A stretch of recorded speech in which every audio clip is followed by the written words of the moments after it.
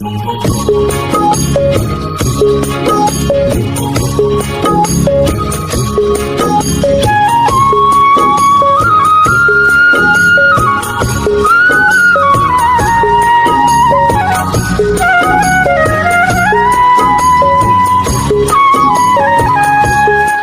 শ্রোতা বন্ধুরা, দেশ এবং দেশের বাইরে থেকে যারা এই মুহূর্তে আমাদের আজকের অনুষ্ঠানটি দেখছেন তাদেরকে অসংখ্য ধন্যবাদ জানাচ্ছি। দর্শক, আজ এসেছি ঢাকা বিভাগের গাজীপুর জেলার শ্রীপুর উপজেলার সিঙ্গারদিঘি গ্রামে। এই গ্রামের কৃষি উদ্যোক্তা ফজলুল হক মোড়ল, তিনি ১.৫ শতাধিক বিঘা জমিতে বিভিন্ন ফল ফসলের আবাদ করেছেন। পাশাপাশি আমাদেরকে আরেকটা বিষয় জানাতে চাই, ফজলুল হক মোড়ল ভাইয়ের স্ত্রী, তিনিও কিন্তু তার কাজকর্মের সাথে সবসময়ের জন্য তাকে সহযোগিতা করে থাকেন। তা ভাইয়ের এই কৃষি কাজের দেখে তিনিও খুব উদ্বুদ্ধ হয়েছেন এবং তিনি সেই চাষবাসের পাশাপাশি ভাবি চাষ করেছেন লটকনের চাষ। আমরা দেখছি যে তার বাগানে প্রতিটি গাছে অসংখ্য পরিমাণ লটকন এসেছে। তো আমরা আসলে একটু জেনে নেব যে ভাবি কখন কিভাবে এই লটকন গাছ লাগিয়েছেন এবং এই লাগানো কতদূর পরে ফল পাওয়া যাচ্ছে এবং এই ফলটা খেতে কেমন সুস্বাদু এবং এর বাজার প্রক্রিয়া কি অবস্থায় আছে, তারা কি বিক্রি করতে পেরেছেন কিনা, আমরা বেশ কিছু তথ্য জেনে নেবো ভাবির কাছ থেকে।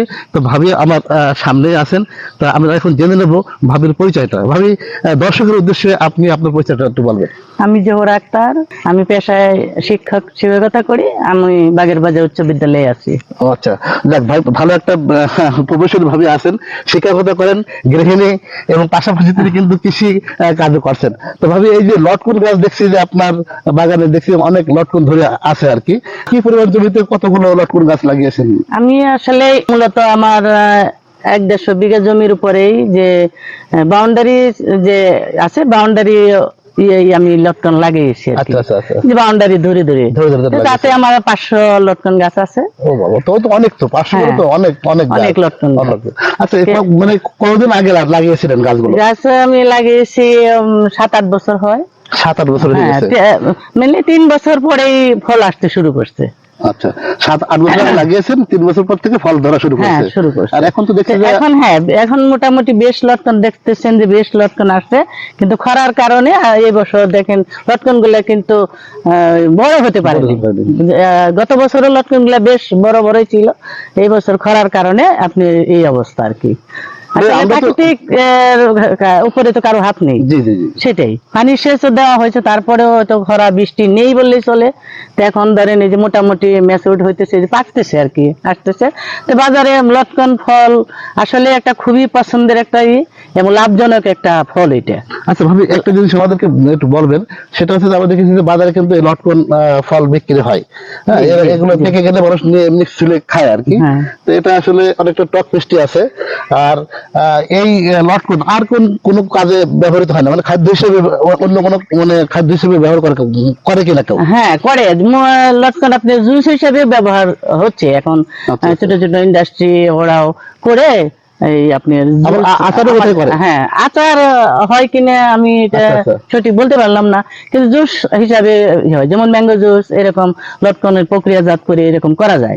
সাধারণত যেহেতু আপনি এই লটকন গাছ লাগিয়েছেন এবং দেখভাল করছেন, তো কি মনে হয় যে আসলে একটা গাছে কি পরিমাণ লটকন আসতে পারে, ধারণা আছে কিনা? ধরেন এই যে গাছ এখন তো গাছ আরো বড় হবে, দিন যাবে বড় হবে। এখন যে পরিমাণ আসছে তাতে মনে হয় আমার এই গাছে ১-১.৫ মণ ২ মণ লটকন আসছে। লটকন বেশ লাভজনকই, কারণ এখন ওই দিন বাজারে আমি দেখতে পেলাম মাত্র হয়তো উঠতেছে, কারণ এবছর খরার জন্য হয়তো একটু লেট হয়ে গেছে। এগুলো কি কেজি হিসেবে বিক্রি হয়? হ্যাঁ, কেজি হিসাবে বিক্রি হয়, একটু লেট হয়ে গেছে, কারণ সবারই, খেলে আমার না সবারই, কারণ খরার জন্য ম্যাচিউরড হইতে সময় লাগছে। দেখেন এই যে একদম ছোট ছোট এই লটকন গুলো বড় বড় হয়, তাতে দেখলাম বাজারে ২০০ টাকা কেজি। আমি জিজ্ঞেস করলাম, বললো ওরা যে ২০০ টাকা কেজি। ২০০ টাকা কেজি লটকন? হ্যাঁ। যদি এই গাছে যদি ফল আসে ভালো, তাহলে এক একটা গাছে যদি ১ মণ করে ফল আসে, ২০০ টাকা কেজি তো অনেক টাকা আর অনেক টাকা। আচ্ছা, আমরা এক কাজ করি, আপনার গাছের একটা লটকন খেয়ে দেখি। দেখেন আসলে মিষ্টতা আছে, গত বছরও বেশ ভালোই চলে গেছে মিষ্টতায়। এটার গ্যারান্টি যে এই লটকনটা আপনার টক না, তারপরে জাত হিসেবে একটু টক, কিন্তু মিষ্টতাই বেশি। দর্শক, আমরা ভাবের গাছ থেকে লটকন ছিঁড়লাম এবং সেটা আমরা খেয়ে দেখি আসলে এর স্বাদটা কেমন। এই যে দেখেন মিষ্টি হয় এখনো পাকেনি, আরো সময় লাগবে, পাকলে অবশ্যই ভালো লাগবে। মিষ্টি তাও দেখেন মিষ্টি তাহলে জানলে দেখি যে কেমন আসলে, অনেক খাই। দেখেন এটাও চলে, অনেক সুন্দর, দারুণ। একটা বিষয় কি, লটকনটা যদি টক মিষ্টি হয় সেটা ভালো লাগে বেশি আর কি, তো এটা খারাপ লাগছে না, এখনো যেহেতু পাকেনি। হ্যাঁ পাকেনি, আসেনি, আর কালার আসবে, কালার সেটা হবে, হচ্ছে যে ভালো লাগছে। আর যখন পাকবে আরো কালার হবে এবং তখন বেশি মিষ্টতা হবে। মিষ্টতা হবে, হ্যাঁ সেটাই। স্প্রে নাই, কোনো কীটনাশক কোনো কিছু নাই, এজুজালি আসছে, এজুজালি আমরা এইভাবেই করবো। তো ভাবির কাছে একটু বেশি দিনের ভাবে এর যে কথা বলছিলেন আপনি, যে গাছ লাগিয়েছেন প্রায় 5-7 বছর হলো, 3 বছর ফল আসছে, আর এর পরিচর্যাটা কি আছে? অর্থাৎ আপনি লাগাইছেন, লাগানোর পরে মানে সার কীটনাশক দিয়েছেন কিনা, বা কখন পানি দিতে হয়, পানি ধরেন যখন ড্রাই সিজন থাকে তখন তো পানি দিতেই হবে গাছে। তারপরে আপনার এমনিতেই জৈব সার, সবচেয়ে বেশি হলো আপনার গোবর যে আছে আমাদের, গোবরটা দিলে সবচেয়ে বেশি হলো যা ভালো হয়। ফল আসার আগ মুহূর্তে বা ফল আসার মাঝখানে বা ফল আসার পরে কোন কীটনাশক বা কোনো কিছু স্প্রে করেন কিনা? না, ওটা করা হয় না। লটকনে অত পরিচর্যা লাগে না। লটকন ধরেন যদি আমি কারো যদি গোবর সার না থাকে, সেক্ষেত্রে আপনার সার মিশিয়ে 4 জাতের সার আছে, ওগুলা মিশিয়ে গাছের চতুর্দিক দিয়ে রাউন্ড করে ওই সারগুলা দিয়ে দিলেই হয়। আর যার পর্যাপ্ত গরু যারা করে বা আনার মতো কোনো প্রসেস থাকলে কেউ যদি করে, তাহলে আপনার গোবর সারই আনা, গোবর সার ভালো। অর্থাৎ আমরা জৈব সার এবং ড্রাই সিজনে পানি দিচ্ছেন, বাদ বাকি আর তেমন কোনো পরিচর্যা লাগছে না। আর যার কারণে আপনার হচ্ছে যে এই যে আমরা লটকনগুলো দেখতেছি, এগুলো সব হচ্ছে যে প্রাকৃতিক ভাবেই মানে হয়েছে। এটা আসলে তাই তো, ন্যাচারালি তো। আপনি শিক্ষকতা করছেন, পাশাপাশি গৃহিণীর কাজ করেন, পাশাপাশি এই যে ভাইয়ের কৃষিকাজ দেখে আপনি উদ্বুদ্ধ হয়ে নিজেও যে কৃষিতে প্রবেশ করেছেন, কেমন লাগছে আপনার? না, খুবই ভালো লাগছে আমার। আসলে কৃষিতে সবাই তার চাকরির পাশাপাশি যে যাই করুক, পাশাপাশি কৃষিতে ইনভলভ হওয়া দরকার।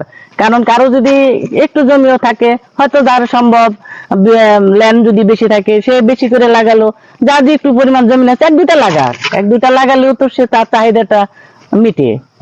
অবশ্যই। আর এই যে যখন এই গাছ লাগিয়েছিলেন ছোট ছিল, সেই গাছ আস্তে আস্তে বড় হয়েছে, এখন ফল ধরেছে, অনুভূতিটা অনেক ভালো লাগে। লটকন আসলে আমার প্রিয় একটা গাছই লটকন। আসলে লটকন দেখেন কিভাবে আসছে, দেখতেই ভালো লাগে। এখন কি আসলে মনে হয় যে আপনি যেহেতু শিক্ষকতা করেন, যে আমার বাংলাদেশে অনেক নারীরা আছে, তারা কিন্তু বাড়ি কাজবাজ করে, পাশাপাশি গ্রামগঞ্জের কিন্তু বাড়ির আশপাশে কিন্তু অনেক পড়ে থাকে। সেক্ষেত্রে যারা আমাদের মতো যে মা বোনেরা আছে, তারা যদি কৃষি কাজে যদি একটু ইনভলভিং হয়, তো বোধহয় হাত খরচটা চলে আসে না? হাত খরচ চলে আসে, তারপরেও নিজে খাইতে পারলো। এখন ধরেন আমার খাইতে ইচ্ছে করতেছে, এখন আমি বাজারে কখন আনবো, খাবো, হয়তো বাজারে ধরেন কিভাবে প্রসেসিং কে কিভাবে করে এটা তো জানা নেই। তারপরে আমাদের একটা থাকে যে ফরমালিন এই ধরনের শব্দ আমাদের থাকে। তার আমার গাছের জিনিস আমি দেখেনি যে এখন আসলাম, আমি যখন ইচ্ছা তখন খেতে পারতেছি। এটার মধ্যে মজা, এটার যে পাওয়া তৃপ্তি, এই জিনিসটা তো অন্য কিছু তুমি পাওয়া যাবে না। আর আপনি এই যে রান্না বান্না শেষ করে আমাদের সময় দিলেন, সেজন্য আপনাকে অসংখ্য ধন্যবাদ জানাচ্ছি।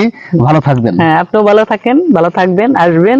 জি, আসসালামু আলাইকুম। ওয়ালাইকুম আসসালাম। প্রিয় দর্শক বন্ধুরা, প্রতিটি ভিডিওতে আমার একটি মেসেজ থাকে যে আপনারা কোনো চাষ করার পূর্বে অবশ্যই বাগান পরিদর্শন করবেন, সেই জাত সম্পর্কে জেনে নেবেন, মাটির উর্বরা শক্তি বুঝবেন, তারপরে সেই কৃষিতে প্রবেশ করবেন। একজনের একটি ফল ফসল ভালো হয়েছে বলে আপনারটাও যে ভালো হবে এমন কোনো কথা নেই। আর এই জন্যই উচিত যে কোনো চাষবাস করার পূর্বে অবশ্যই সেই ক্ষেত পরিদর্শন করা। তো দর্শক, আর কথা বলবো না, যারা যেখান থেকে আমাদের আজকের এই ভিডিওটি দেখছেন তাদেরকে অসংখ্য ধন্যবাদ জানিয়ে শেষ করছি। পরবর্তীতে নতুন কোনো এপিসোডে দেখা হবে আপনাদের সাথে, এ প্রত্যাশায়। আল্লাহ হাফেজ।